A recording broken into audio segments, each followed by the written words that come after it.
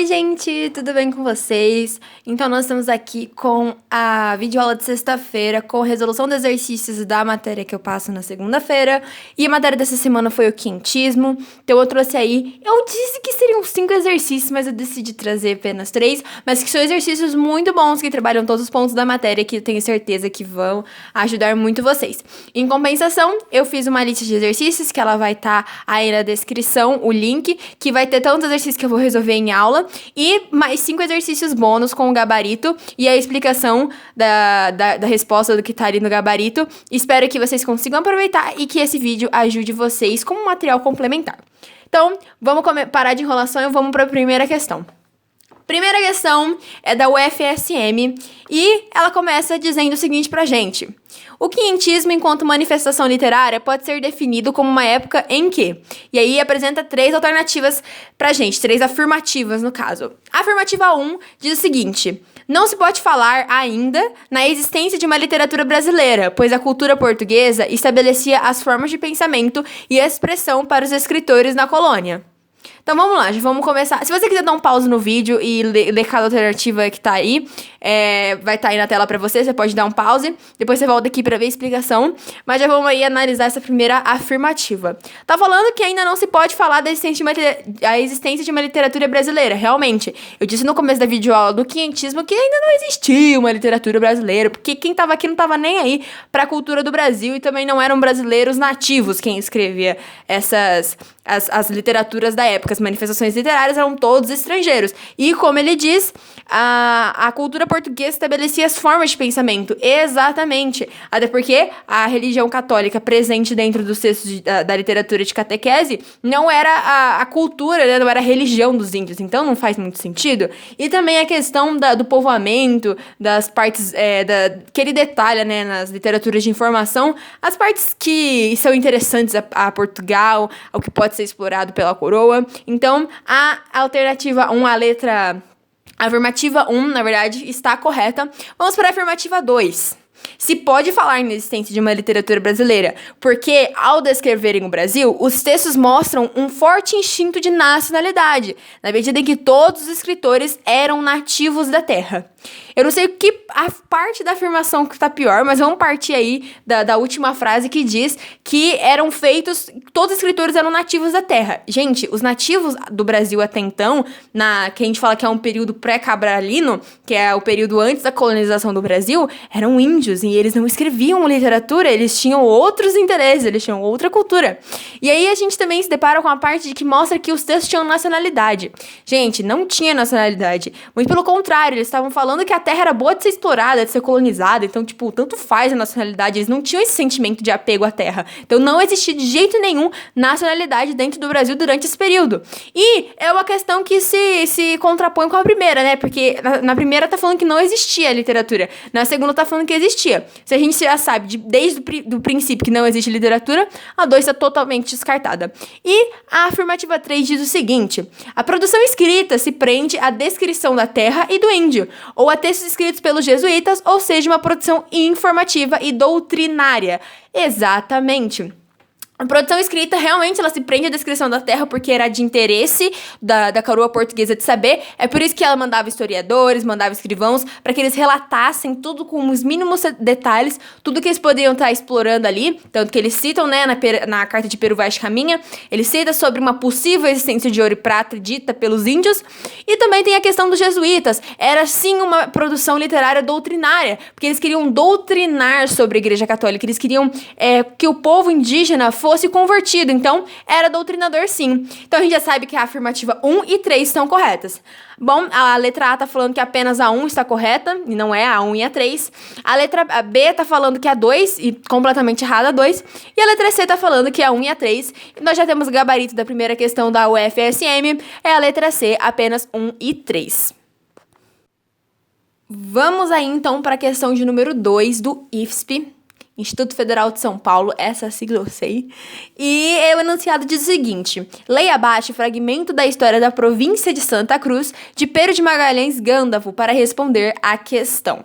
E aí, nós temos aí um texto grande. E eu disse pra vocês, na última aula sobre o quentismo na parte teórica, que era muito importante que antes de você resolver uma questão e de perder tanto tempo lendo um texto que muitas vezes são irrelevantes à resposta da sua questão, você já ir direto ao comando da pergunta, até porque se tiver que ler o texto de fato, você já lê de uma maneira, eu já coloco aí uma peneira, né, já coloco uma lupa, um filtro, eu falei 3 palavras para lembrar de filtro, mas coloca um filtro aí para você conseguir ler com maior objetividade, segundo o que a questão quer, e a questão quer, a leitura atenta do texto permite afirmar que, então realmente nós vamos ter que fazer uma leitura atenta do texto, então dá um break aí no vídeo, dá uma lida aí rapidinha nesse texto que até que não é grandinho, para depois nós resolvermos as questões.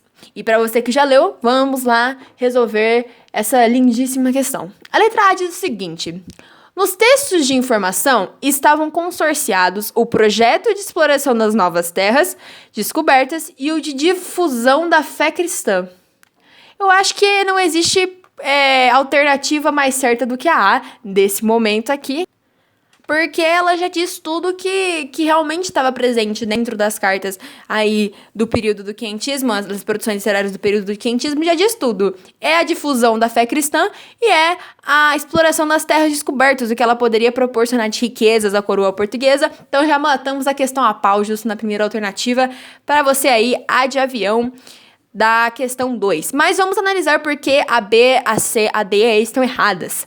A alternativa B diz o seguinte: o autor julga desinteressante a perspectiva de exploração mercantil do Brasil, preferindo a ela o projeto de difusão da fé cristã. Ou seja, tá falando que no texto o Peru de Magalhães Gandalf diz que é irrelevante a exploração mineral ali do que pode ser proveitoso da terra. O que era mais interessante, o maior objetivo deles era que o Brasil fosse uma forma de difusão da fé cristã, e está completamente errada. E nós podemos dizer isso até porque ele diz que Deus, ele dá a entender que Deus tinha dado algumas riquezas para ele justamente para entreter, porque eles tinham uma vida simples de índios. E ele também diz que aquela terra promete minas, né? E ele também diz que as minas mais valiosas são as minas que estão no céu. Mas realmente ele não quer. A B tá completamente errada porque ele tem um grande interesse, tá? Letra C diz: o autor condena os homens ambiciosos e interesseiros que preferem a exploração mercantil ao projeto abnegado de difusão da fé cristã. E no momento, na verdade, ele concilia tanto a parte de um projeto de exploração da terra, junto com aí o projeto da difusão da fé cristã por meio da conversão dos índios. Então a letra C também está errada. Letra D: o autor condena a hipocrisia dos que afirmam empreender em nome da fé cristã, mas que apenas se interessam pelas grandes minas a descobrir. Também está completamente errado. Como eu disse, ele soube conciliar muito bem esse ideal dele. A última alternativa é a letra E, que diz que havia discrepância e dissenso entre o projeto de exploração das novas terras descobertas e o de difusão da fé cristã. Também está completamente errado, porque ele concilia, né? Como eu disse, ele usou, tipo assim, já que a gente está colonizando, vamos dar uma explorada e vamos dar uma difundida na fé cristã? Vamos, porque vai ser bom. Então beleza. E é assim que eles fizeram dentro do Brasil. E relataram tudo isso no período do quentismo. E vamos para a última questão de resolução aqui da aula, que é a 3 da UFAM de 2018, questão recente. E ela diz o seguinte: assinale o item que comprova o objetivo da ação missionária jesuítica de catequizar os povos nos versos de A Santa Inês, de Padre José de Anchieta. Aí você fala, quê? Gente, essa questão é uma questão mais interpretativa, um pouco diferente das demais, porque as outras são mais conteudistas e essa é uma questão mais interpretativa. Vamos por partes. Tá falando, assinale o item, uma das alternativas, que comprova o objetivo da ação missionária jesuítica. Ou seja, o objetivo dos jesuítas em missão que estavam aqui no Brasil para fazer o quê? Converter os índios, ou seja, de catequizar os povos. E esse trecho que comprova esse objetivo deles vai estar nos versos de A Santa Inês, que foi produzido pelo padre José de Anchieta, esse padre que teve grande destaque na catequização dos índios. E vamos resolver essa questão, não vou começar na letra A, vamos começar na letra E. Porque eu quero que vocês trabalhem bastante a interpretação e aplicar a parte teórica dentro da literatura, dentro da questão mais abstrata, né, da literatura, que é a interpretação de poemas, que muita gente acha chato, né? Então vamos a partir da E. A E tem um trecho que diz o seguinte: naquele lugar estreito, cabereis bem com Jesus, pois ele, com sua cruz, vos coube dentro no peito, ó virgem de grão respeito. Ou seja, ele tá falando basicamente que por mais que seja estreito o lugar em que a pessoa... por mais que o coração da pessoa seja um lugar pequeno, dentro dele vai caber Jesus. Tá, Jesus com sua cruz. E isso também não quer dizer... A pessoa, ela pode até pensar, tipo assim, então realmente cabe Jesus dentro do coração de todas as pessoas. Mas no final ele diz, ó virgem de grão respeito, ou seja, ele tá conversando com a Santa Inês, que era uma virgem. Então, não quer dizer, a letra E, é bem importante que vocês prestem atenção bastante nessas invocações que os trechos podem apresentar. Então, esse ó, não sei o que, voz. Então, ele tá falando com uma pessoa. Se ele tá falando com uma pessoa, ele não tá falando assim de uma maneira tão geral nesse caso, tá bom? Então, nesse caso, a pessoa que ele invoca não influencia na verdade, influencia no que ele quer dizer. A letra D diz o seguinte: entrai ao de altare dei, ou seja, eu não sei o que tá falando aí, porque eu não falo latim, sei lá o que é isso. Virgem Marte muito formosa, pois que sois tão digna esposa de Iesu, que é sumo rei. Ou seja, tá falando basicamente que ela é uma virgem muito formosa, que ela é esposa de Iesu, que é um sumo rei. Basicamente, ele tá falando isso. E assim, o que eu tô falando parece que é uma coisa tipo assim, tá bom, já entendi que é isso, você não precisava explicar. Mas quando a gente se depara com muitos versos, se a gente não parar pra pensar de uma maneira mais, beleza, o que isso tá querendo me dizer de fato, a gente embaralha as ideias na cabeça, porque esses versos, principalmente muito antigos, eles tendem a confundir a gente demais, principalmente quando eles pedem algo do tipo que é uma interpretação de uma parte teórica dentro de algo abstrato. Então, não combinou, não colou a letra D. Vamos para a letra C. Não se vende em praça este pão de vida, porque é comida que se dá de graça. Tá falando aí qual o simbolismo do pão, né? Que o pão significa o corpo de Cristo. Então, é o pão da vida que não se vende na praça, porque é uma comida, na verdade, que se dá de graça, porque é uma bênção, né? Então, todo o simbolismo dentro da Igreja Católica, que também não quer dizer nada com o quê? Vamos lembrar sempre que a questão quer mostrar o objetivo dos missionários dentro do Brasil, que era qual? Catequizar os índios. Então, nenhuma das três até agora foram suficientes para responder essa questão. Questão letrinha B. A letra B diz o seguinte pra gente: vós sois cordeirinha. Já vamos parar, vamos prestar atenção nesse vocativo. Cordeirinha, ele tá falando com a Santa Inês. Então, você, cordeirinha de Iesu formoso, né?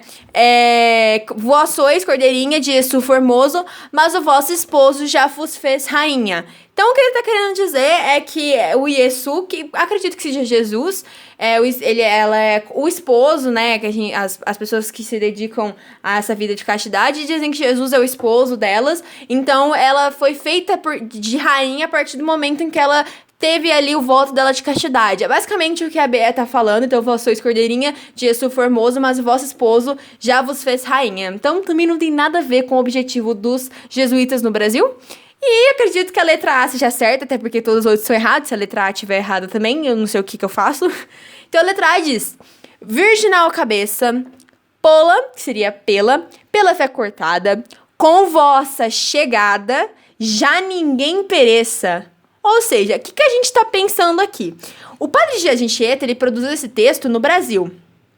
Então, quando a gente pensa nesse chegada aonde? Chegada ao Brasil. E a Santa Inês, ela representa a chegada da fé ao Brasil. Até porque quem acredita na Santa Inês acredita em Jesus Cristo, é da Igreja Católica, porque a crença em santos é da Igreja Católica. Então, às vezes a gente tem que abstrair um pouco para que nós consigamos entender. Então, a partir do momento que ela fala com vossa chegada, e nós estamos inseridos aí no contexto do Brasil colônia, então a gente está pensando no seguinte: é a chegada da fé católica dentro do novo mundo que foi descoberto. Então, com vossa chegada, mais ninguém pereça. Lembra lá na carta do Pero Vaz de Caminha que ele diz que toda aquela gente teria que ser salva? Ou seja, quando a Santa Inês chega, quando a fé católica chega, ninguém mais vai perecer, ninguém mais vai deixar de ser salvo. Por quê? Porque a fé católica salva. Era isso que eles pregavam. Então, a letra A é a correta. Quando a fé católica chega, ninguém mais vai perecer.